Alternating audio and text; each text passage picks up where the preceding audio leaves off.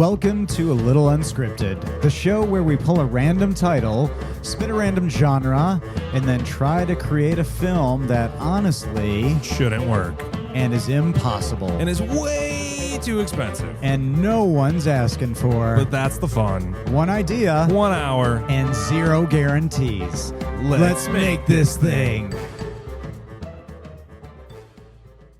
Hello, good day. I'm Ryan. I'm Logan. And no matter what, we are going to make a movie today. It, again, feels good and right to be here and to be doing this fine work. As of yet, nobody's taken us on any of our particular creations yet. No emails yet. We're waiting still. But that's okay. And the idea of it is still tickling us, so here we are. Yep, and keep here trying. we remain. Gonna keep coming to the bat. At trivia last night, not to peel back the curtain, but we hang out outside of this. How dare. There were some movie questions, and there were the book to, mostly if I recall correctly, the book to book to TV, movie, things like that. Do you have an ultimate scenario where it does not fail? Because, the general consensus is that most movies do not live up to expectations. I think it's almost impossible to do. How do you please everybody that reads a thing and then takes? But do you have a personal one that really nails it? That I think actually knocks it out of the park and is the best adaptation. That I'm yeah, that's the one. Ooh, let me think on that. Can I think on that? Have you read Jaws? I have not. I haven't either. What about Jurassic Park? I wonder. That's a great one. I think it comes up in conversation as a pretty worthy. How about same author but Westworld? Interesting. Ooh, are you going off the original movie with Yul Brynner or the TV show? I mean, the first season of the show, definitely for sure. Coma. Have you seen that with Michael Douglas? That's another Michael Crichton book. Ooh. Interesting. Yeah. I think Jurassic Park is a wonderful answer to that. Mm-hmm. I feel like some of the Hannibal, some of the Thomas Harris books have been done some justice to along the way, having read some. Maybe Conan of the Barbarian Sword? The Barbarian Sword. Meaning from some comic book source material? Yeah, maybe. I don't know. The Schwarzenegger one was pretty great. Schwarzenegger was cast well. Yeah. As Conan. All right, so my favorite bit of that is that he was too large to properly swing a sword. Right. They're you need to slim down. Yeah. You imagine being looking at him and be I need you to slim down. With a samurai sword intentionally, but it's that movie I'm obsessed with, specifically the first one. Yeah. And I have no problem admitting that I enjoy The Destroyer as well, so suck it. And the soundtrack I'm obsessed with. I think it's Basil Palladores, if I'm not mistaken. And that score has always been so cool. That first movie, The Barbarian, really bloody. There's a fucking orgy in it with boobs. Yeah. And guts are coming out, and there's a green goo. Darth Vader turns into a snake. You know what I mean? Yeah, if you see that early, and I did, I was like, all movies better be as good as this. And I was disappointed for a while. So I feel like I've influenced you into picking Conan the Barbarian to being the correct answer. Well, I don't know. I was a huge fan of the comic just because visually it represented things I liked. They were all kind of gnarly, and the it's very punk beasts rock. were terrifying, and I like that. And I'm forgetting the name of the artist who crossed over into a lot of early heavy metal albums and stuff. But I loved the comics, and I'm down sashaying into current events. That idea of the old Conan. What do you think of that? Current day Schwarzenegger. Ooh, you think with a gray beard? Oh, yeah, because that's been the thing for a long time. That would be an interesting one. Yeah, I mean, so we're gonna reboot a series. He's getting well up there, though. He is. But I mean, we're being honest. How many times have we CGI'd him as a new character? Let's be real. The Terminator crew's got him on lock. Anymore, yeah. The Terminator crew's got him. Yeah. We can make him in any way, shape, or form. Because remember, at the end of Conan the Barbarian, they show him as old and battle-worn. And then at the end of The Destroyer, she says, "Rule Shadowzar with me." That how many years has it been? When did the last one come out? What's it been? 50 years? 80s. I mean, Wilt Chamberlain was in it, for goodness sakes. So Grace Jones. Yeah. So remember her for years, casting in 45 something years now. I love every movie that I've seen Grace Jones in. And I've seen a few. Okay. That's just a weird stat. I don't know if that's something to celebrate or not, but I really, including the rare favorite James Bond, it's a top of mine that a lot of people do not like. All right. That's okay. It's okay to have favorites. Well, you stand on that hill. I was thinking about our last movie, so we should dive into this thing. Yeah. We reminisced about our last movie. I had to think about it. It took us a moment to get the brains working again. Won't lie. I do think that it was a fun premise. It was a parody spoof. That we went after those two kind of genres. Do you have any strong recasts as it relates to let's say the surprise butler character, or maybe even looking back now? I mean, I feel like we really missed out looking at the tagline. Just looking back, because if I remember correctly, you convinced me that the tagline, the kids are the kids are all right. Not all right. No, they're like they're all right, or they're not all right. The kids are not all right, all right? Yeah, that one. No wonder I can't say it.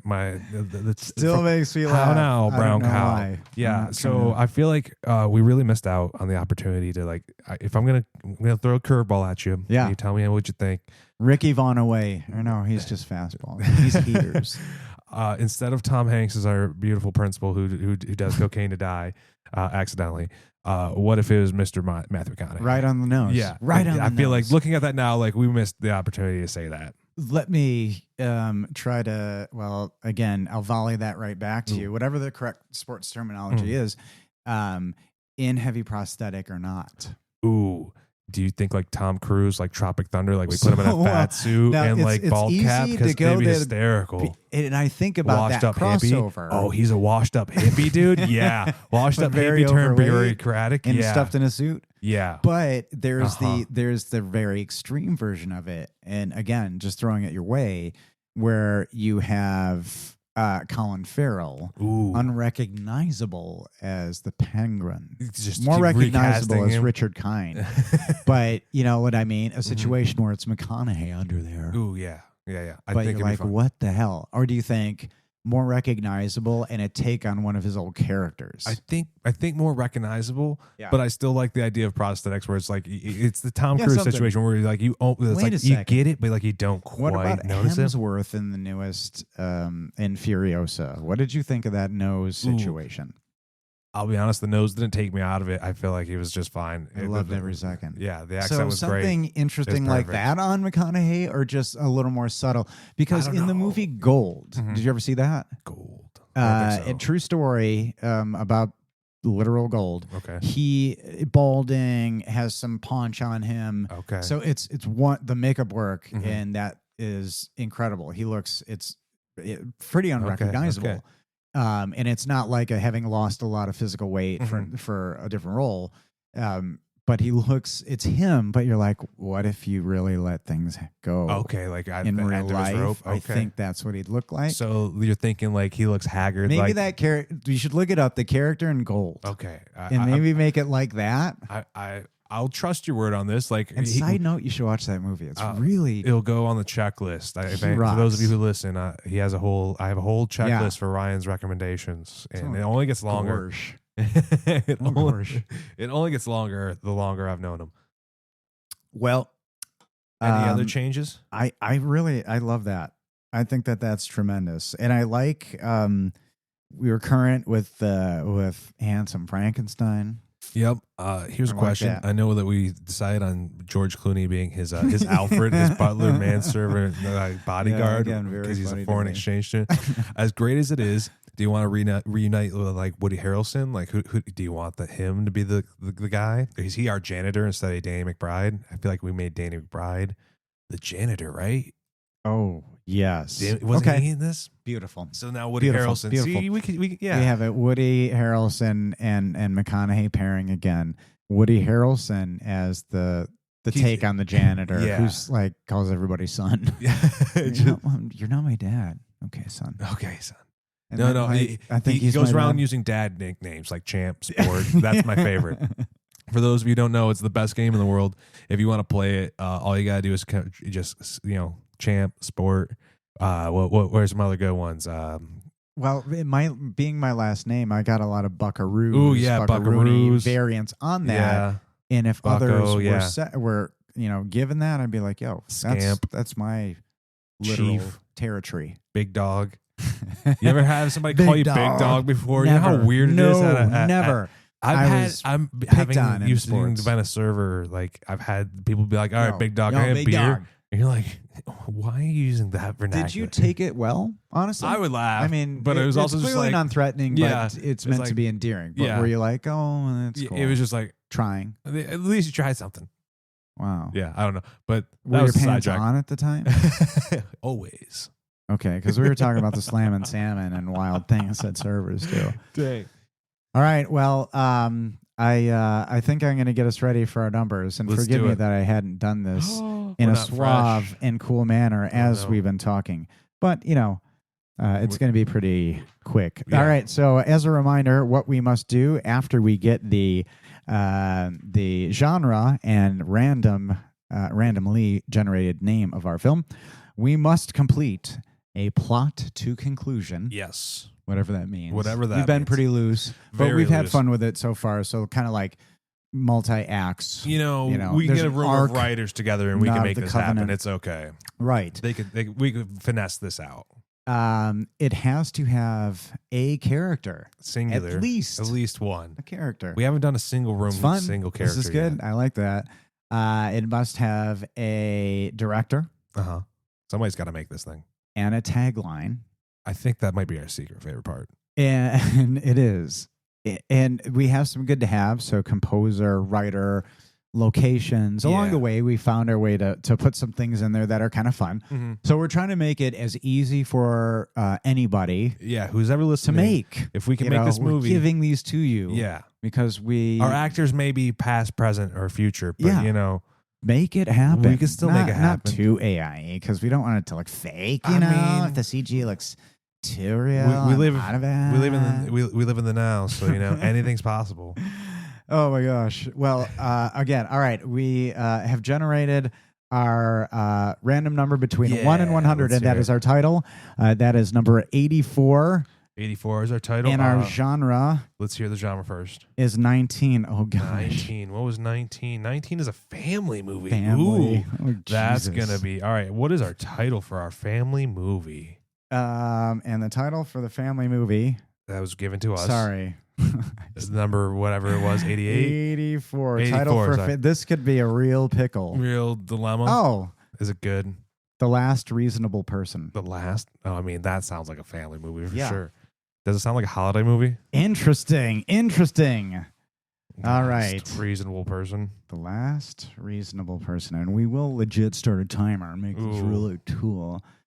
All right. Well, hold on. Do we need to count ourselves down? Now, is this like what I know before we go into this is that we've kind of been out of our own personal wheelhouses. Are we going different? Or do you always write what you know? Well, that's fascinating. And we do this for the fun of it, but we haven't gotten anything that are the genres that we could be like, oh, easy. Mm-hmm. I go to family, and family's not a very friendly word for everybody.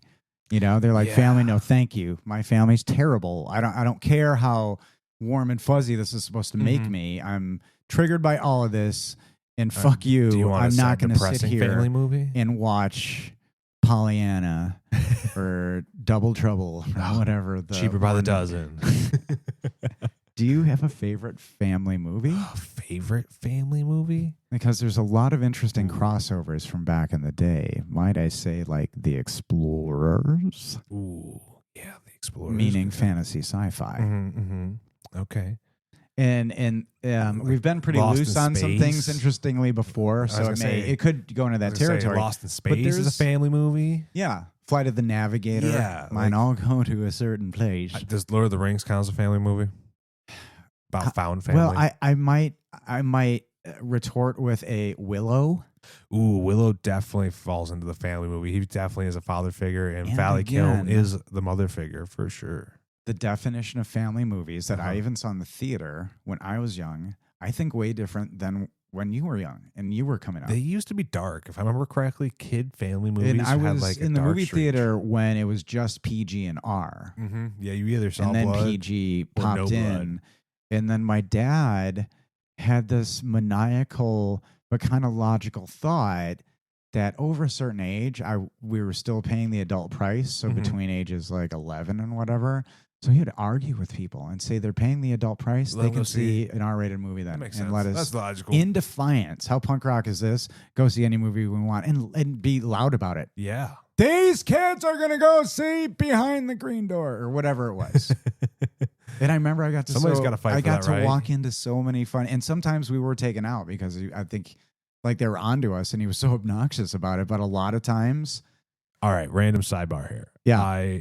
I once did the unthinkable. Nobody knows this. The unthinkable. I know. A friend and I went to go see an R-rated movie as underage children's. Great. I know. How dare. Love it. I love it. I drove there. So, it's not like I was like that underage. It was like I was like 17, not 18. So I couldn't get into to see it for reasons. Yeah. All right. So we bought tickets for something else. I think the movie, if I remember correctly, the movie was Due Date, Robert Downey Jr., Zach Galifianakis. Due Date, family movie? Nah. Yes, technically. It's about him trying to get back to his family. Well, there's a lot of different latitudes. That's a good point. But anywho. I've heard of an R-rated family movie the night before. Ooh. Okay. Brotherly Family. Okay. Interesting. Anywho. So my friend gets in. And I made the mistake of talking to the guys. I shouldn't have talked to the guys. I just said, like, hey, I got friends in there. I happen to have like a white hat on. And as I got in there, my buddy had already saved a seat. And I take the hat off, I hand it to him. And throughout the whole movie, I keep seeing the attendants come in. And they come in like 10 times throughout this like 90-minute movie. And so, as I'm like, I know they're looking for me because like this theater is packed. They're looking for me.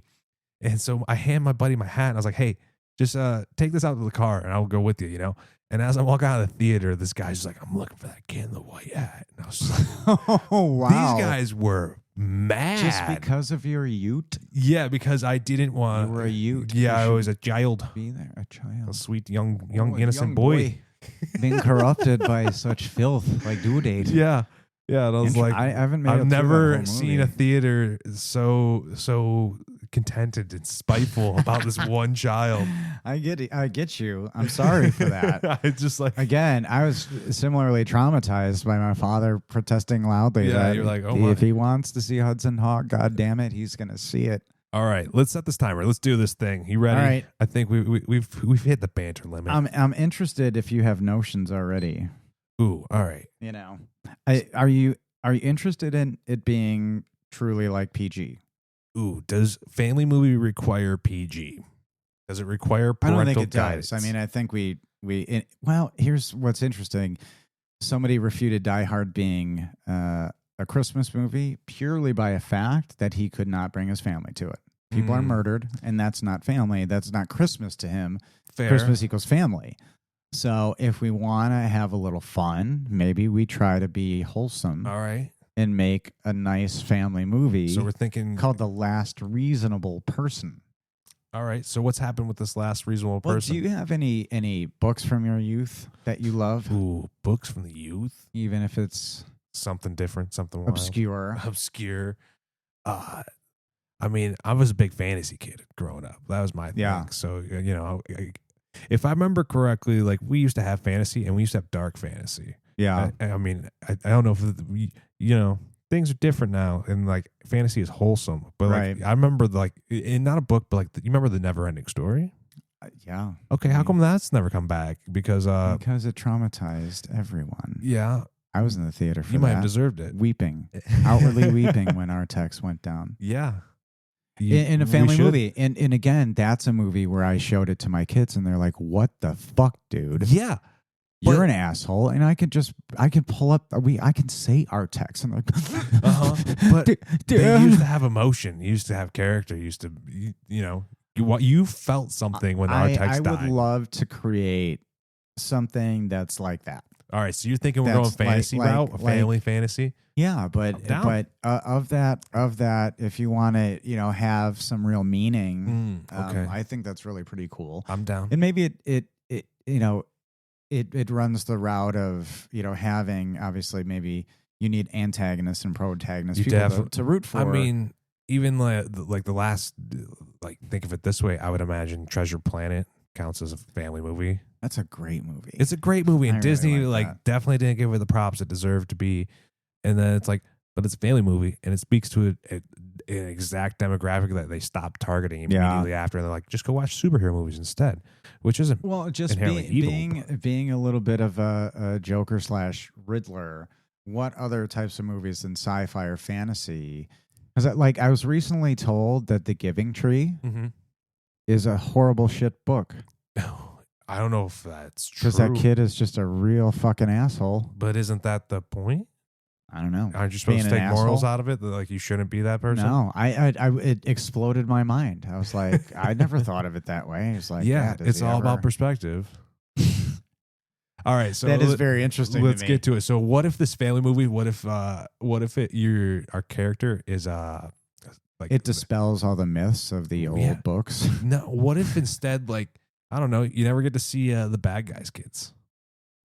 Well, isn't there that Disney thing with Enchanted, the universe where all their kids are going to school? Yeah, there is that version of it. But what draws you to that? What draws you to the bad guys' kids? I don't know. Like Mike Yagubian in Meet the Robinsons. I love that. They hated me, and they're like, oh, "Hey, good job, Goob." Like he just will not be is singularly focused on his hatred and anger, and will not swivel from it. Which I feel like because the family thing, everybody's like, oh, I think the idea is that family can be found. So the idea is that not everybody comes from a stable household, no matter what. So no matter what life is, I think life is complex. All right. Well, instability, leaning into something that's maybe a little rough. Yeah, family drama. Yeah, I mean, look, Shameless, the show, is a show about family. I'm not super familiar. It's just like great, definitely worth your time. But like, it's I know a lot of big actors now had been on that show. It's cool to go back and look at it and be like, 15 years ago was a long time, but. Yeah, like the family dynamics are crazy because like you realize that not everything's white fences in suburbia, like there's the drunk, negligent parents. So like, if we're doing a family fantasy, we can do it about anything. Like if I remember correctly, like not Wicked, but there's like Alice kills Dorothy, or so like Go Kill Dorothy is like a canon spinoff of like, hey, now a free character because public domain. Yeah. And like this character, it also comes from Kansas, and like she comes from a trailer park. And it's like Dorothy came from a house out here. And it's like, I'm from a trailer park, and now Dorothy's this rich, arrogant, like lives in a castle. And, I've always been fascinated, and forgive me if this is a movie, but in the concept where if I could go back with what I know now, and maybe like that happening and it going wrong, like you get to choose 5, like there's a fantastical world where you get to go back and relive 5 critical moments with everything you know now. And if you like that bully you want to rail on, you go. Okay, so you're thinking like a magic orb shows up and you get to go relive. Yeah. If you want to go into fantasy, because that's a concept.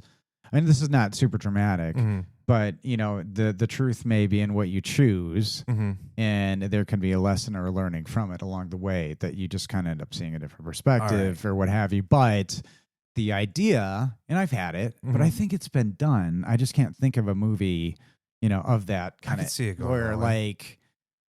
I think about it, like with what I know now, I would destroy the spelling bee. I would really and heal that trauma that I had, like if you can only, and there's been movies if you can only fix that one moment.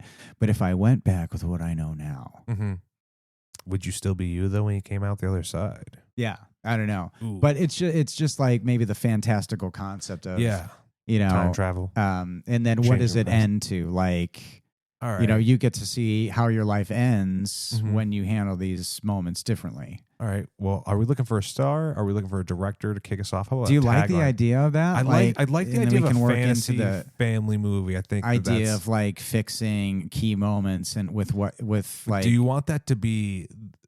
It's kind of like The Family Man with Nick Cage. do we want this idea to be wholesome, or do you want it to be like, let's say, I don't know, like this dark entity is promising, like, look, you can go back and fix these things, and it's like, I like wholesome. Okay. I kind of, you were trying to get into serious territory, and I fucked it there with the trailer park. And, but and the thing about Dorothy, not being, but and there's, I remember seeing Kids, the movie, and being like, holy shit, AIDS, and oh boy, what.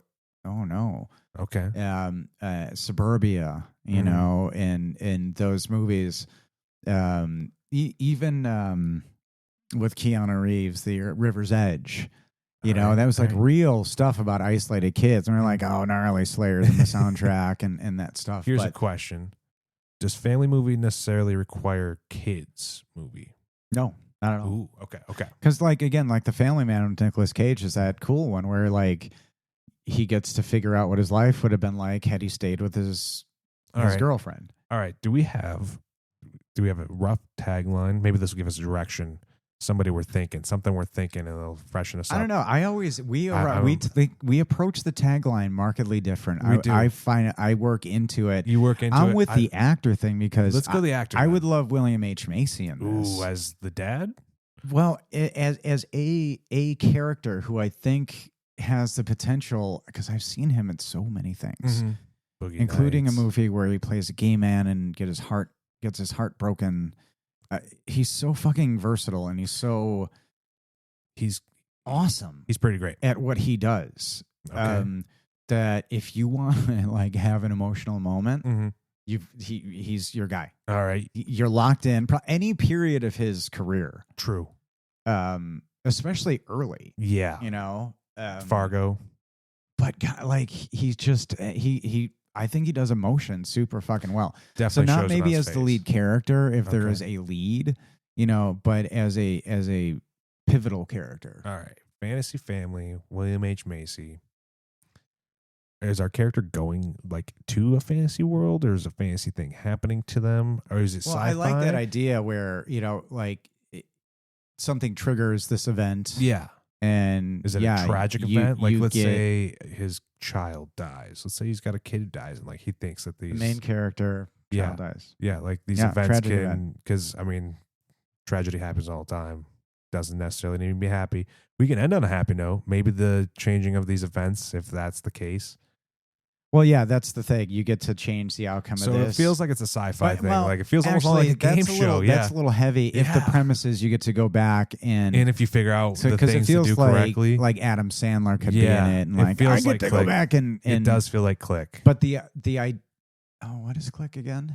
He gets a remote to fast forward through time, space, and see his family, and he realizes what the things he does wrong. I like the idea of being able to choose a couple of moments that you could pick that you think may have changed the trajectory, almost like a Christmas with story. With what I know now, and that could be and what if it's I'm like going back to The Last Reasonable Person. That's our title. Forgive me. So what if The Last Reasonable Person? Hear me out. What if it's like him retelling a story, kind of like Princess Bride style, but instead of like he's telling a storybook, like he's recanting his story. Okay. And this is where he's at now. Yeah, William H. Macy's the older version of this person. Yeah. Yes. All right. So he's is it Jesse Plemons as our star? I just went on visual. I went on visual alone. Okay. I like that a lot as retelling this. Yeah. Or like he's sitting around like a fire or something like that. Yeah. Yeah. I can see that. Yeah. It feels very adventure-y. It feels because you're whimsical. Like you clearly know that he ended in a way that at least includes a grandchild or somebody, which makes it very interesting. And I think maybe other movies have set it up that way, but I don't really give a shit. I think that's really exciting. I think. But do you like the idea of like you get to change not one but multiple key moments? Because the idea is you everybody has way more than one. Yeah, you get to change every moment, every day. Sorry. Maybe too heavy. Interesting. Anywho. And he's retelling. Yeah. I like that. Yeah. Because, again, you can make this PG very, very easily. And with him... You can still have your action. We can still have our whimsy. Yeah. I'm gonna vote. It's definitely our 80s. So this idea is like with what I know now, like with what oh man, if I confronted that person with what I knew now, if I said yes, and maybe it's not that kind of thing, but it's, All right, let's see. Is our grandfather character here, is he telling it to a singular person or a group of people? And that's fascinating. Yeah. Because there could be a group of people you could assume are his family or not. Yeah. And then there could be a twist at the end. It could be a twist. Retelling to a group of people. And it could be just the whole family, and they're like, we love when you tell this story. Yeah. But I mean, they think he's crazy. You could even play it where like you could almost do a vignette where like everybody's seeing it differently. Yeah. I mean, I could see that where like everybody's seeing it from a different perspective. Yeah. That could be interesting. Okay. This is great. What do we need a tragic event to trigger this occasion? And how should William H. Macy's younger self be visited? Be visited. Like by this intervention, by this sci-fi intervention where, and I think it maybe could be something mundane, like maybe like job related. Like if I only, and is about to make a terrible decision and then somebody steps in, in a supernatural looking over your shoulder, like, and says, you've got the chance. Right. You get key moments to choose. Okay, so are you saying that he's also the last reasonable person going back and convincing himself like these are better selections in time? That's interesting. The title. Yeah, because this is is our premise a little bit too soft for this? Yeah, I like the idea. I'm thinking instead of leaning into the mundanity, I think I'm leaning more into the Princess Bride of like it should be an adventure. It should be whimsy, fun. The last reasonable person, I mean, it could be his heroic telling of his life and how he got here. And it's like, in your sense, it could easily be like, hey, instead of doing this, I decided to do this. Yeah. Well, I was laying out a pretty heavy premise, like that's all kind of hinged on that, and it's that bit of dopamine. I'm like, yeah, if I would have had this thing happen, it could definitely be a retelling. The last reasonable person, right? Because I mean, I would like to see the idea of like everybody's telling him to do this thing, and he's like, no, I'm gonna trust my gut, and at the end, it turns out like. He was right. Yeah. He trusted his gut enough to actually succeed. And like, turns out everybody was wrong. And I honestly think the title, even if we did lean into that premise of fixing those things, we could work our way into that title. Yeah. And a tagline, I bet. Okay. I'm sure. So if we work with that, there's an event that triggers something. What's something that you wish you could go back and fix in your life? Not to be too personal, but like if I could go back and had this wisdom now, I would have bought a house straight out of college. What do you mean? Times have changed. Interesting. That's probably the biggest one. Interesting. Play the market is what I'm saying, everybody. Do Hot Tub Time Machine. If you know it's coming, right? Buy in now. Yeah, absolutely. I think it would be it maybe it's cool if it is something like job related. Okay. And he's about to make like just a bad mistake and somebody intervenes like that. All right. So it's like what I wish I would have done and I didn't, and it's like somehow, is about to do something that's so he's really telling a story and like he's recanting and he's like, all right, cool. I missed the call to adventure. It would have doomed my life had I done this. And I got this one intervention, and somebody says you get however many, 4 just comes to mind. Like you get 4 moments that you can go back to with all the knowledge that you have now. Okay. And you can't freak anybody out. Be like, cars are flying. But you can relive those moments. And thusly, there are rules. You can't say, I know this because I'm from the fucking future. So that is interesting because that puts some points on it. Let's say you go back and you confront a 5th grade bully just because you want to destroy him. Just because? Are you as strong as you were in 5th grade? And there could be other things like, there could be perspective towards the end of how those things affected those people. Okay. Like a la Cobra Kai? In a way. Like, oh, interesting. Yeah, exactly. Well, maybe it's fun to think about who is younger William H. Macy. A younger William H. Macy. Ooh. Any suggestions? I'm gonna space on it. In a way, just William H. Macy. I'd love a young Paul Newman in this. Ooh, Paul Newman as a young. Oh, yeah, the blue eyes definitely. Yeah, for sure. Paul Newman to the agent William H. Macy. And it's a little bit out of character. Okay. But if you put him in these kind of modern times, to be able to go back and do a bunch of different things. Mm-hmm. All right. So Paul Newman as our young William H. Macy. Yeah. So William H. Macy is recanting the story. Yep. And Paul Newman's like the guy living it out. Who's our ghost that's going to come back and communicate with him? That's what's interesting. I like this. Like this definitely feels like a Christmas Carol now. Unfortunately, like is it his ghost? Does he get to visit him? I mean, I think it could be. I think it's a real person who just initially it's like, and there has to be this moment of belief. Mm-hmm. You know, I keep going back to The Family Man. You know, where it's Don Cheadle. But something kind of similar to that. I'm thinking more, not quite or the maybe movie. It's something totally different. Yeah. I'm thinking not quite the movie, The Butterfly Effect, but more like random people are like, why don't you go do this thing that like you actually want to do? And then like he gets to play that out and see what it actually would have been like. Is what it sounds like you're trying to convince me of. He's trying to play out the fantasy of like, these are the regrets I had in life and wish I had done differently. Yeah. But and it shows a lot about him because he's just got to choose them, do them, and then get the output. Yeah. You know what I mean? So he doesn't get to and the point is he doesn't consider along the way what the output is. You know what I mean? Yeah. So there you kind of have a first, second, and third act situation. And then your final is him. So at the final telling, you know, what's going on. At the final bit, is it him saying like, I regret the choices, but I'm okay with making them? Because the last reasonable person would be like, hey, all life comes down to making choices and you regret no matter what you choose. You just have to be comfortable with the choices you make. Yeah. Okay. So you're thinking like, and so also the moral think of the story, about that really, you know, like you live the moment the way you're supposed to live it. Yeah. And there are other people in that moment too. You have infinite things to say and do, and whatever you said and did was supposed to be said and did, unfortunately. Hopefully was your best self at the time, you know, that kind of thing. You can only make the decisions you know with the choices you have. Or maybe so it has the ability to have some humor. Mm-hmm. Okay. Got some heart. Because I think you get some fun into what these four things are. Okay. These four past moments.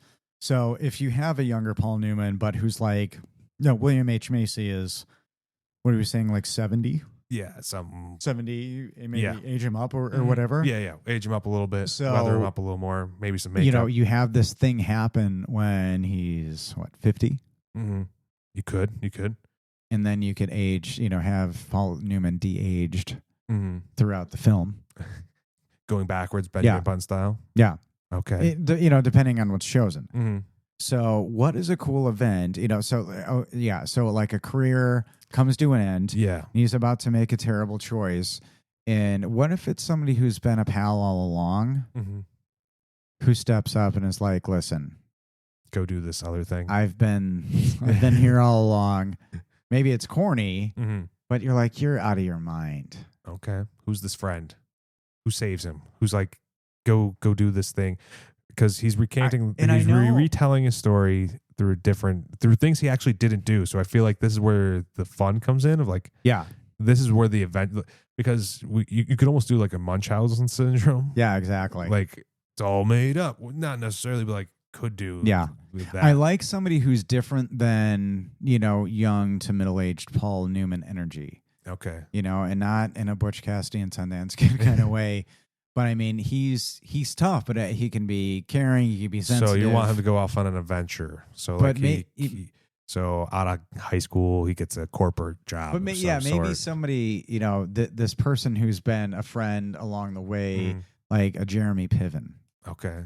Jeremy Piven, the friend, Jeremy Piven. Who is an unlikely friend, but there's your comic relief right there. Because I've been thinking about The Goods, Live Free or Die, Sell Hard or whatever. Forever. And I think Jeremy Piven is so funny. As the friend. He's so, but he can play. There's a lot of movies, we can't list him here, where he's quite serious and he's fucking great. Judgment Night being one of them, you know? So I imagine like as somebody who's been there along the way, but then steps up as this maybe as gifts having these gifts. Okay. And maybe was once the recipient himself, and that gets us out of the whole like there's just suspension of disbelief, but whatever. All right. And so again, like with a lot of things, like it takes some convincing. With previous movies, the person just has to like realize they're out of their life, but he needs to know that he is able to make these choices. So he's having a midlife crisis. Yeah. And then we're retelling his midlife crisis from old age is what you're saying. Yeah. But again, the idea is his friend has saved him from doing a really bad thing that's he knows just somehow is and so he convinces him, I have the power to give you the chance to go back and relive 4 moments of your life with everything you know now, all your perspective, all of your knowledge. I feel like you could do it with like a sci-fi twist of like almost Total Recall, like it's a drug or it's like this government thing. Fascinating. Yeah, that's fascinating. Yeah, I feel like that's the way you'd have to do it. Where like there's this thing that lets you go back into your mind and kind of rewrite the stuff. And like he's telling it as a man who's actually survived it. And it's like you get to decide at the end if he picked the right things. And again, I forget why some of these are. There's like no explanation in some of these movies. Yeah, and it's not explained as religious. It's just like magic. Yeah, that's because sometimes does it bother you that it might not have an exact origin story of why Jeremy Piven can do this? Other than just because, yeah. I mean, you could say if it's sci-fi or fantasy, but it's a fantasy for sure. And maybe we table like you find out why. Okay, but there can be fun and like convincing that this is real. This is so it turns out that so he has to try the first one. So let me run this by you. So the idea that just hit me is, what if it's like him telling it from his deathbed, and we don't find that out to the very end? Like him telling it around the story is him like coping and like actually making like the last decision to change, but still telling to a group of people you don't know who they are. But like it turns out they're all standing around his deathbed. Beautiful.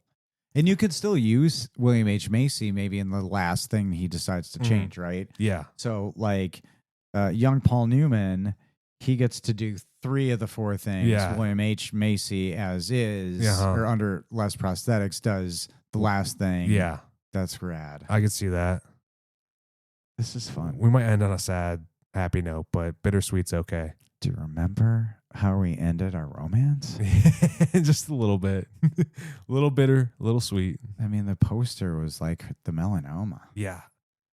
Already. I'm ready to hang that one up. I don't know if we can even go lower than that. That's rough. All right. This is really fun. So if it's a traditional family movie, there needs to be a family dynamic of some sort, maybe traditional or otherwise. So how do you want to approach a traditional female lead for young Paul Newman that, again, just can be of any sort, any person, any... Do you have any recommendations? Time. Yeah, any because we're having fun. We are, because we could be loose with it. We can pick anybody from anywhere. Well, again, Paul Newman is pretty serious. He's pretty, even when he's loose, he's pretty serious. Do you need somebody? I think you need a really strong actor in this position who can really gravitas. Are we looking for like? I think that would be rad. Okay, somebody big. Somebody who really does bring a lot to it. Can be seen as an equal, maybe not a love lost, but like somebody who like is important to him, but really. Are you thinking old school, new school? Give me a. I'm wondering if it's not new school because that's more fun to me. I would like to suggest Dame Judi Dench. In her prime? In her prime. Oh my God. Yes. I feel like she would hold her own as the mother figure. So we're doing a traditional family and Okay. Yeah. Awesome. I love it. Do we use the accent as a part of the story? I think we could. Okay, cool. All right. I love it. We do not have... All right. So we have some basic ideas of this. This is cool. I love that the last group of people is unknown. Yeah. Could be family. Could be a board. Because do you like the idea of setting him up as a businessy person? Yeah. Business, success, piles of money, cool car. Yeah. Do you have an idea or an industry that is fun for young Paul Newman-ish to be in? That's exciting to think about, exciting to write about, like finances, like things that, do you want him to be a particularly wealthy person or maybe more middle class identifiable? I think he should be like a traveling salesman. Like he's just always on the move. Like if he's going to pick. Okay. So somebody who has a job somebody who's in logistics. Okay. And it's kind of funny because what they do is moving things around. Okay. I know somebody in logistics, and I think logistics are fucking fascinating. Side note, like insane. If one boat stops, hotels don't get their renovation furniture. And, you know what I mean? Everything's connected to something. And you're only 7 steps. It's apparently very stressful. Not throwing shade, but shit. All right, I like that idea, and the inciting incident is. Having worked up to, and that's identifiable, like, and it goes nowhere. He's not fired, but the job is ended. Yeah. And something, his friend just, very much, all right, I'm going to go with this other firm or what have you. And he's like, I need to stop you right now. This is killing you or something to that effect. Like, this is not what you signed up for. And then they have the discussion. Okay. And I've been your friend for a long time, but I need to disclose this. And he whips out his magic weird genitalia, and it's cubed and just glowing. It's cubed. Cubed and glowing genitalia. That'd freak you out. Is that too much in a family film? I feel like that might be too much. But it's very sci-fi. I don't think Disney will let you do it. It's only alluded. It's like the shots from the chest up. It's like, all right, I have pulls the shirt up, glowing cubed genitals. And he's like, we've been showering together since high school. And he's like, we hit puberty at 30. No, I don't think that. And then he's like, why? And he's like, all right, problem solved. Jeremy Piven could hold that. Yeah, everything's Shakespeare for him. All right, glowing cubed genitals are out. Yeah, I'm going to axe that one, I think. That feels like a very different movie. Sell. That feels like one of those things, like the musician contracts. Like, did you read the contract? I was like, we have no. There's a song titled "Cubed Genitals." It's got its own theme song. Yeah, what? When he does the reveal, it's got like a reveal song. Like, holy shit! It's neon green. I'm telling you, it's gonna be cool, dude. James Gunn is directing this. You're gonna love it. I'm telling you guys. Holy fuck! Never heard of him. He's about to do the Avengers or something. Do you have a director in mind? James Gunn. You want James Gunn to make this movie? James Gunn. Young, like Slither and the superhero, or with Ryan Wilson? Because I know he can do the suite. I know he can do the soundtrack. Would be amazing. His Neil drops not necessarily written because I think good. Writing. I think we should dig a little harder, but yeah, I think indie. Okay, you're feeling very low budget sci-fi. Yeah, absolutely. Okay. So the idea that he is given this opportunity, let's say, and we know that. So for story's sake, we've got 29 minutes. What are the moments that he decides to go back to? All right. So in my head, I'm imagining like if he's on his deathbed and he's getting to relive or / change his moments. I feel like if it's a drug administered, like they're kind of inception. Oh no, I think it doesn't have to be that. Like it's just magical realism. Magical realism. But the idea is once you start the journey, there's no stopping. Yeah, you go from one moment to the next. All right. You don't get to see the aftermath. You just get to behave differently. I think you definitely get to start with childhood bully. I feel like that's pretty easy, low fruit to grab, but I feel like it's a pivotal one to grab. Yep. After that, definitely First Love. And it's not Dame Judi Dench, it is. Good question. Maybe it's not. But it doesn't necessarily mean because they're being honest. Yeah. And he's like, the thing is, you just have to bet on the outcome. Yeah. Yeah. The Last Reasonable Person. First Love, not Dame Judi Dench. What a fucking shocker. Let's be real here. Peter Parker didn't He's got a first. secret, yo. Hey. Because clearly, is she at the end? Dame Judi Dench is at the end and not the person that we see. Yeah, Dame Judi Dench. And then everybody's like, oh no. Turns out his real love. Okay, first love, not DJD. Ooh. Anything job related. Maybe I should have asked for more money. I should have stood up for myself in this situation. Definitely needs to stick up for himself. Something kind of mundane, because this is his last one, FYI. I think the big Paul one. Newman's last. I think the big one is he, like, much like Click, like, should have fought for family time. Realized at the end. Oh yeah, I think this should lead to that. Like, for even sure. Scarface is like, he got everything he ever wanted. And then at the very end, I'm fixated on this first love thing. What a scandal! What a scandal! Because he's like, it's just us. Mm-hmm. Yeah. Oh, I love it.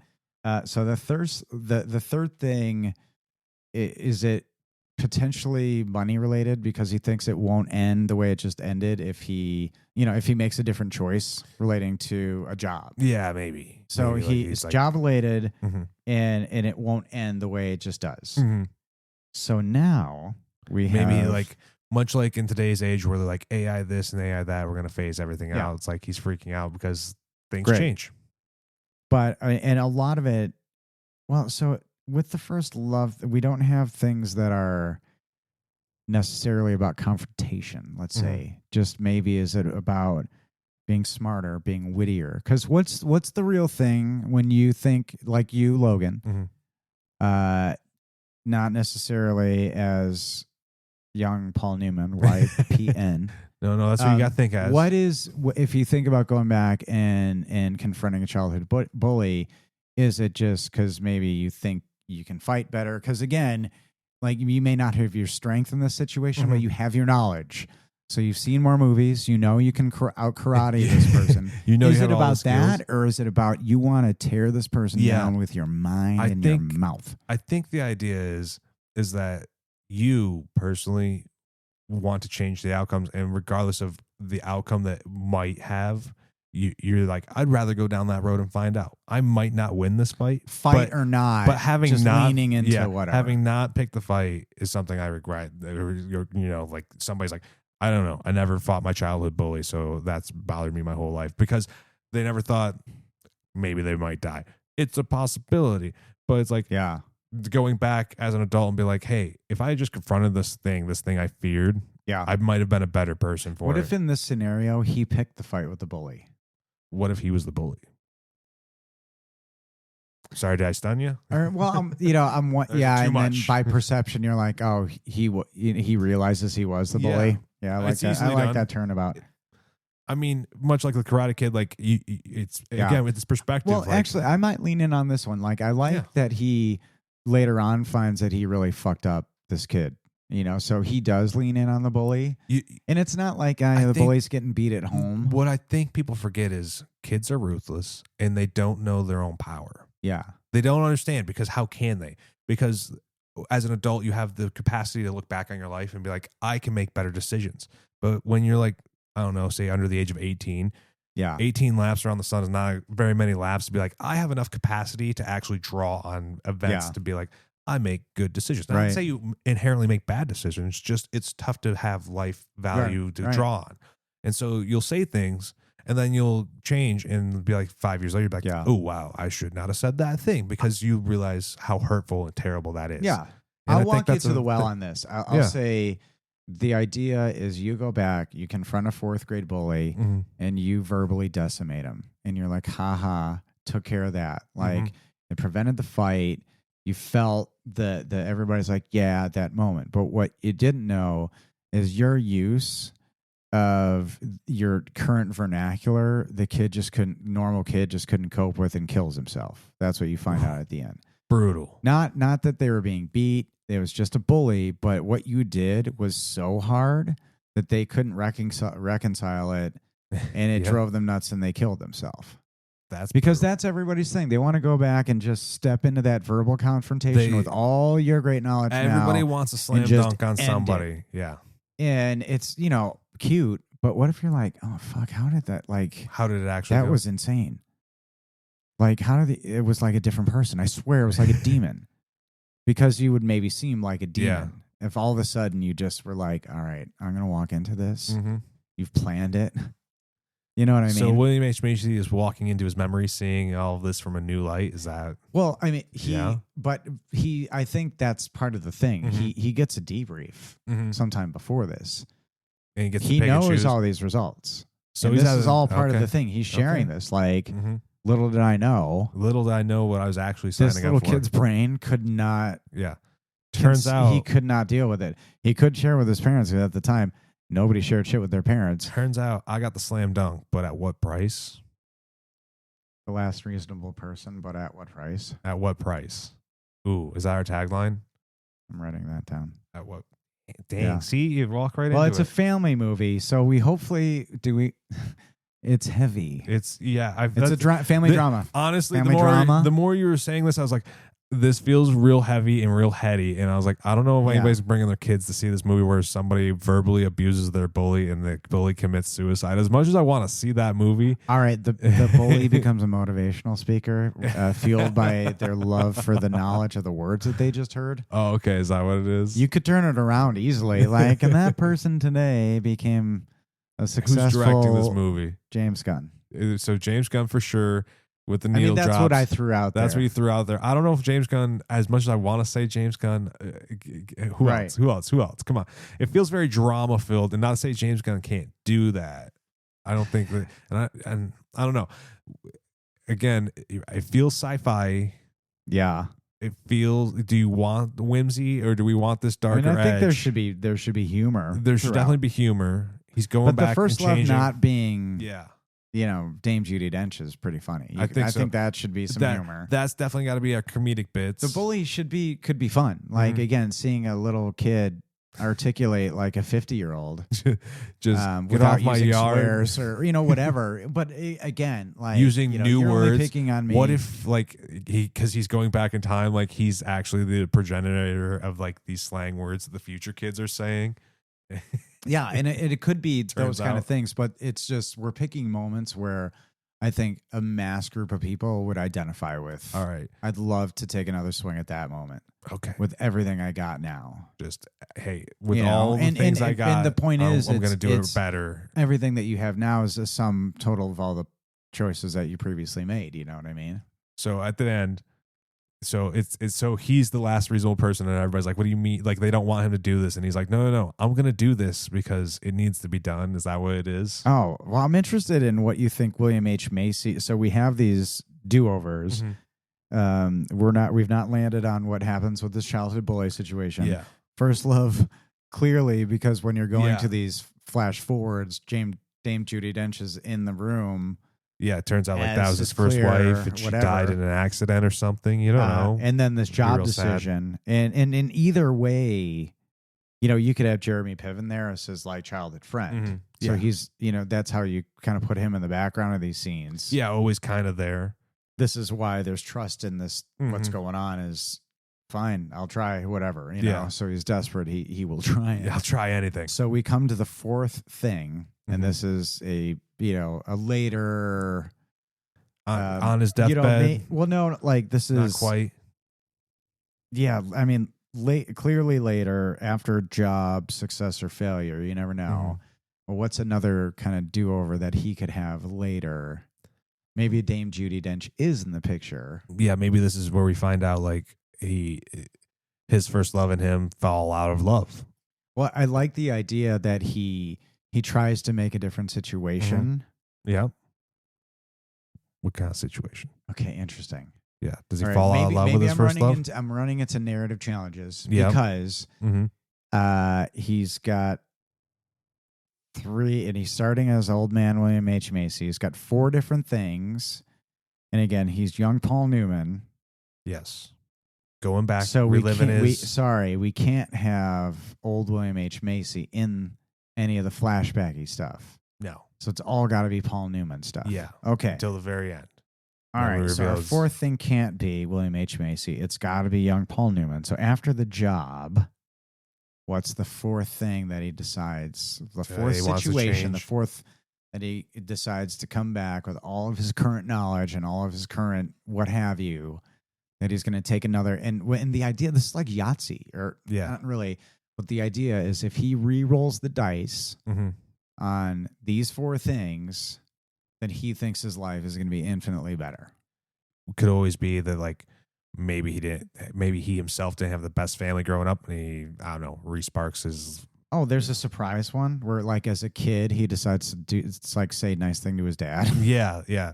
Very much like. So that's the last one. Yeah. And you save that for last. Yeah, you save that one for last. Like, I'm in tears right now. Yeah. Like he finally gets an I love you from his dad who had never said no, I love you. It would have to be him making a decision. Yeah. And he decides to, like, give his dad some encouragement in a time or something. Yeah. Dad encourage. Like when he just blew him off. Mm-hmm. Yeah, you don't realize how much time's precious. Yeah. And with writing, you could, and these are all interesting because you get a bunch and you get to, like, disarm people with the first 3. Yeah, bully. Yeah, first love. Yeah, job. And then, oh shit. Go back to 7 and be like, or 13. Okay. And be like, good luck in that thing, Dad. Yeah. Because you forget, he has a family. Yeah, you forget. And there's people around him. So, we have 17 minutes. Lots of time. Going to the end, the people around him, are they, do you assume they're... I would make it his whole family. Okay, because you could film it in a way that it's the board, and you assume that the move he makes to help his job is very successful. Because again, what he ultimately wants, you have to set up is success in his job. Okay. And, he realizes along the way that he's neglected the family. Turns out that, right. But he reveals to the board all the things he would have changed. So the idea is you could be filming this flash forward bit in a way, and you see these people that you don't know really at all. Could it be a board meeting, or is it a family meeting? You show a bunch of people in business casual. But I like the idea that it's the family. And is it a fantasy space world to where his, like, mom and dad are still like clearly happily alive, where they could. They're holograms. They're all holograms floating in the back. Yeah, he's the last living. I really I'm hooked on the first love not being Dame Judi Dench. Just from a writing standpoint, you can have this, like. I have a director only because I feel like it's. Oh yeah, sorry, we got sidetracked on director. Not to say that James Gunn couldn't do it. I just don't know if it's quite it's a wacky the voice idea. I want. Facing the drama part of it. Yeah. I don't know if it hits the fantasy whimsy that we might be after. Maybe potentially, maybe more subtle. I'm gonna nominate Clint Eastwood. Oh, geez, Louise. Just, I feel like it's heavy. It's heavy enough that he could do it. What period? Ooh, definitely. I would say Unforgiven time frame, like right late 90s, like him taking over right around there. Wow. Yeah, that's interesting. I think him doing it then. Yeah. Does this feels pretty indie? Yeah, I don't know if he could shoot it that way. Yeah, he could definitely shoot it that way. He would definitely shoot it pretty cinematically too. It'd be pretty grandiose, I feel. I'm thinking of somebody. He did The Perks of Being a Wallflower. Oh yeah, did you ever see that? I did see that. That was Steven Chbosky. I could see that movie being very. Did you see him doing it? I could see it and I think he wrote that too. So, okay. I mean, we can ease out on another writer director and that. But who did? And I should know this. Who did Sideways? That one I could not tell you off the top of the head. But have you seen Sideways? I have not. You haven't seen Sideways? No. Who did it? Alexander Payne. Alexander Payne. All right. He did Election, Nebraska, The Descendants. Okay. He's the one. He's the one? Yeah. Okay. And I think maybe because I think it's a little too hardcore for Clint Eastwood. It's maybe a little it's close, but not quite his track is what you're saying? Okay. Yeah. So like directed by Alexander Payne, because I think he could handle the sci-fi, and I don't know why, I just think he could. And then Steven Chbosky writes it. Okay. You get that kind of awkward family dynamic and just Okay, I can see that. I'm down. It feels like we're definitely going to have some awkward comedy in this. Yeah. Some growing up comedy. Death at a Funeral. Who did that? Yeah, I feel like we definitely like to angle towards these black, dark comedies, don't we? Yes, we do. There's something to be said about the awkwardness to be like, you got to laugh in light of. Yeah. I feel like this Frank movie Oz did the remake of Death at a Funeral, by the way. That's an interesting Should choice. Frank Oz be our director? I feel like Frank Oz is a great director. I mean, I kind of love Frank Oz. I actually like Alexander Payne as the writer and Frank Oz. See, you never know when you hit that eureka moment, people. Frank Oz as the director. Oh, fuck yeah. Does he have a role in it? Yes. Doing any voice he wants? Absolutely. I hope it's Miss Piggy, to be honest. And I hope it's in some weird ass flashback. There's somehow we get the Muppets in here. Okay, so in the flashback, it is a family movie. Is this a Muppets movie? Young Paul. Is this a Muppets movie? Don't you put that on me, Ricky Bobby. It's too hard. Well, it might be. So young Paul Newman can do an uncanny Miss Piggy, but the whole time it's actually voiced by Frank Oz, like in post. I like that. I just love the idea of somehow it's a Muppets movie, but we tell nobody until the last second. Because Death at a Funeral is so. That would be wild. I mean, the original is so good. Yeah. I don't know who did the remake. I don't know, but Frank. I don't know something about Frank Oz doing this movie because he can handle the serious and having the comedic moments. I think are important, and they could be delivered in all of these little ways. Do we have a composer in mind? Anybody that you would think would fit with the musical themes? Are we still leaning towards this kind of whimsy, dramatical? You're gonna kind of have a dark edge to it, like Danny Elfman. I feel like could do it. That's fascinating. I think that's a little dark. I'm gonna go with something a little more light in the mood, slightly. Do you want? What's your favorite Danny Elfman movie? Like score wise, do you have one? I couldn't even tell you off the top of the head. Batman, I will tell you, changed my life. When I saw that movie in the theater, a huge part of it was I was in from the beginning because of the soundtrack. There's something to be said about soundtracks and movies. Yeah.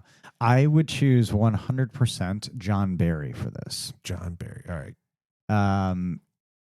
And Somewhere in Time is the movie that I'm talking about right now, which ironically stars William H. Macy.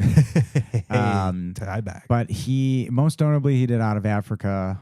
These IMDb top 4: Out of Africa, Dances with Wolves, Living Daylights. He did a Bond film. Somewhere in Time is beautiful and filmed in northern Michigan. Accept these terms. It sounds like a good and he's just like, he can do the fantasy, can do the adventure, but like, I think this should have a phenomenal like theme, like that really hits. Yeah. That soars and gives him a moment. Some big heart like swells. A lot of cool moments throughout, but like John Barry, 100% is, I think, would be amazing for it. Bonus points. And that's older. I get that, but started out early too, like really early. All right. I keep forgetting he did Star Crash, Death, King Kong, 1976. Get them all. Sounds fun. It sounds like he's got it. He's right a lot. Like, just, I don't know. He's just perfect for this because it's not just a romantic comedy. It's a broader thing. And he'd crush, I believe. Passed in 2011. Well, not in our universe. It's okay. We can still get him. Yeah. We said we're going to be more untethered. Yeah, we're going to this time. We were going to let we're going to be wild. We're going to do it wild. We've kind of been dancing around some taglines. Do you have any lines in the movie? Like, what would you like to say to a bully? What would you like to say as you ask for more money? In a crude way. In a crude way? Maybe not. That's a way to put a guy on a spot. Yeah. Well, it's what we do. It is what we do. A little unscripted. Nice plug. You're welcome. That was well done. I'm here all week, ladies and gentlemen. I'm really fascinated by the idea of doing a surprise moment where he says, "I'm going to encourage my dad." Okay. You know what I mean? Mm-hmm. And did you say something about having a nickname or something? I did not. Well, maybe there's a nickname that he's given, but early, like you find his dad and he just says like, "You got it, champ," to his dad. Oh yeah. Like just something encouraging, something like that ties into that. I think that's super cool. And then what was the last thing he was going to? Oh yeah, the dad encouraged him. A childhood buddy. The job decision, I think it's just asking for more money. All right, that's too stressful. I get that. So the tagline we have. At what price? That's interesting because I would argue where's the price? Is he paying one? Because at the end, interesting. All right, so we're finding out there's ramifications for all these things. Yeah, I think that's potentially. You don't think too heartbreaking ramifications for the childhood bullying encounter. You don't think these things are... Nobody thinks the ripples of their life are going to come back to bite them. The big idea is that potentially... I guess he wouldn't know if his life turns out the same. Yeah. He gets to die at the end. There's got to be that the sad news. I don't know. Maybe he's not on a deathbed is what I'm saying. Oh, okay. He's just retelling. I don't think he's... No, I don't think he's on a deathbed. Okay. He's just retelling a story. So could there be a way that he'd know, how things turned out differently otherwise? Because as the audience, he'd be like, well, how does he know how, I think this is where the fantasy part of it comes in, and like, you don't know if he was telling the truth or not. Oh, interesting. I think you have to steer into that. Like, so do you have other characters like checking this stuff in post? No. I mean, honestly, like, all right, we've heard this, and then there's a little bit of like a after credit scene. Ooh, where like there's a wink and a nudge at the end, and like, oh, childhood bully died, or something. We do that like shows that all these things were true. We do the classic thing of like you get like the half screen of the credits where it shows like all of the like. Yeah. All the bits. I love that, by the way. Yeah, we need to bring that back. That is so much I don't know how we lost that, but I could see that. I think that's a director's choice on that front. Interesting. I'd leave it to them. So leave it like, how do you know what happened? Like, how do you know? Did it work out? What worked out? What happened? We end on a ambiguous happy note. But would you be satisfied by that? Like, would you want to know what happened to the bully and if his life turned out better or not? I don't know. The way Hollywood's going right now, they'll tell you anyway. We'll just reboot it. Well, let me tell you what happened to the bully. Don't worry. I'll tell you in 20 years. I'd want some closure. You'd want some closure? You want to know what happened to the bully? And it's interesting to create that element of fantasy where you do have that scene where somebody's like, all right, like, always telling that story, and somebody's like, and looks these things up and is like, wait a second. You could always have it be like, it's a talk show. Right before in a strange pivot, you could have it be like the 5 people you meet in heaven or on the way to heaven, but instead of that, it's a literal talk show. We're good at what we do. I don't want to do that. What if you get the idea that he knows what the path is going to be, but he gets to roll the dice on this? Ooh. That's the point. So he knows how it's going to end. Mm-hmm. So you're saying his life is the same no matter what? Go, because Jeremy Piven is able to show him. Okay. It's not bad, but it ain't great. Okay. And then, but you can roll the dice on these 4 things and see how your life turns out. So he has a point of reference, at least in his story, that he says, I know that my life, and he told me how it was going to turn out. It kind of sounds like he finds a magic item. He gets a genie lamp, something to that effect. And this is our family. If you just look down, just unzip. Nope. More like the never-ending story. Like he goes to a pawn shop or something, gets something, and so I think it's important that he knows what the alternative was. So he knows what he's risking, and he's risking not much because he has belief in Jeremy Piven and his semi-comedic ways in this. Okay. We don't need the full piv. No, we need you to pivot. Good, a tad classic, down, clever. I love it. And you have, and I like the idea that Dame Judi Dench is in the room and she's non-committal to this. She's always like, yes, tells it every year. Is it true? Yes, it's true. She's just in on it. How do you know? And she's just, I know. She's the one who gives you the wink at the end. But like I thought, like the postscript where like a kid starts looking up, like somebody finally wrote this down. And it's like, well, shit. He's been lying to me this whole looks time. This up and you see, what did happen to these people, and it's either what it, again, director's choice, how interesting it is, whatever happened to these people. Yeah, I think that I find that and that during or it is postscript, like either way. Yeah, you bury it at the very end. Yeah, after all the SAG, and you can have another scene because it kind of started with Princess Bride style. I believe you mentioned so maybe one kid, he makes a connection with the one kid early, or maybe it is just one kid he's talking to. Circle back, and the kid's finally like, and he's like, he figures it out and gives him the thing, the cube. Ooh. The glowing cube. I distracted you with that, but yeah. And then that's his key to making similar or different decisions. Turns out, I like that, this alien artifact. All right, I think we've got He's the last reasonable person, and then some. All the things that we need to. Frank Oz directed. 2028 release. This is very. Please true. be the Muppets. This is somewhere very in there. What? What if he is standing up to Billy Zane? Oh, in prison? We have some time. No, somehow they're in prison. Like, no, that's no. One of the In the decisions. job thing. Ooh, what if Billy Zane is the boss? Ooh, I can see that. That'd be a fun Billy Zane. Because we don't do a lot of maybe side characters always. That's true. But okay, trying to get this. Ooh. I don't know. That would be fun. That could be real fun. All right, I really like this movie as well. This is great. At what price, though? Is that what we want it to be? We have the last reasonable 44 person. Seconds. At what price? I feel like it fits the title. Sounds like it's ambiguous. It's very. Do you want to see that? It depends on the poster. Family. Ooh, it still right, is a family movie. It definitely feels like a drama. I think it should be a little bit family. At what price? Family at what price? Oh man. What if it kind of, do you know what's important? Ooh. What's reasonable?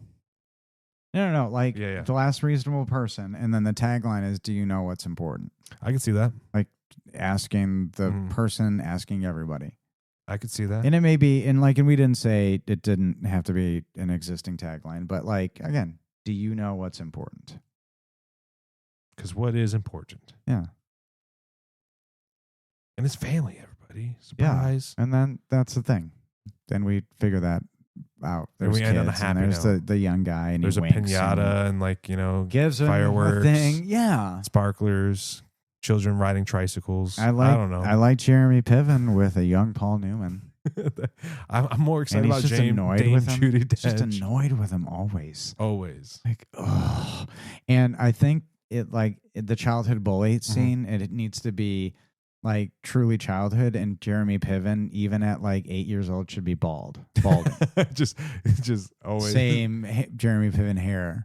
Should in fact just be his Rat Tail, but balding, like Skullet. Yeah, Skullet, but Rat Tail. Yeah, and he, I am a huge. All right, cool. It didn't make a terribly loud buzz. Well, that's 0 if anybody was counting. Hey, yeah, if anybody cared, we actually had 60 minutes. We did it. I did turn it down to zero sound. Oh yeah, so nobody will hear us. Look at us. This beeping at us.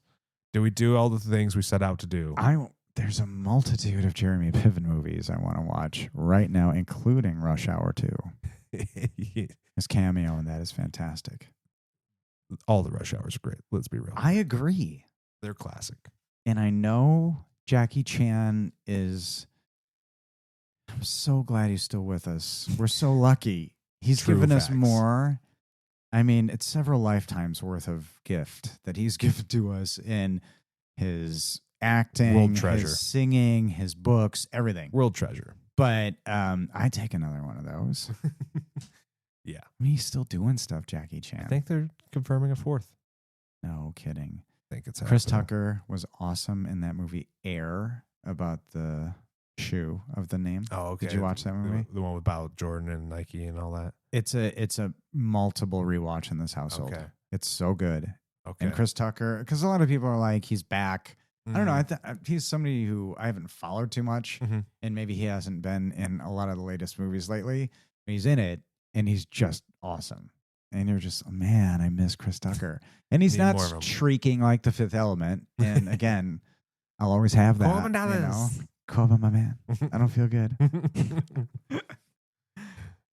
I feel really good that you settled into young Paul Newman. Again, I know we're leaning into this show. It's ideas and parameters, but I think if we're just letting ourselves run wild. I mean, it forces you to think deeper than be like, all right, give me an actor in the last 20 years. You're like, let's put Robert Redford in it. Yeah, and you're like, so I want us to be better than that, and I think we can be because of you mostly. You know all the really cool, good, and modern hip stuff. I don't know if that's true. I try. Well done. I would see this movie. I would see this movie if anybody wants to make this movie. I mean, we can't use the same actors, but we're willing to work with some rules around. And well, there's talk about what can and can't be done in deep fakes holograms. In Hollywood what now. You know what I mean? Like it's all about rights. Who signed their rights away before they left this mortal coil? Let's be real here. Or whose estates are doing it? You could get James Earl Jones' voice. I know. Well, hey, Logan, nice job making this movie. Ryan, I'm glad we got to make this movie. Yeah. We should make another one. Till next time. All right. See ya.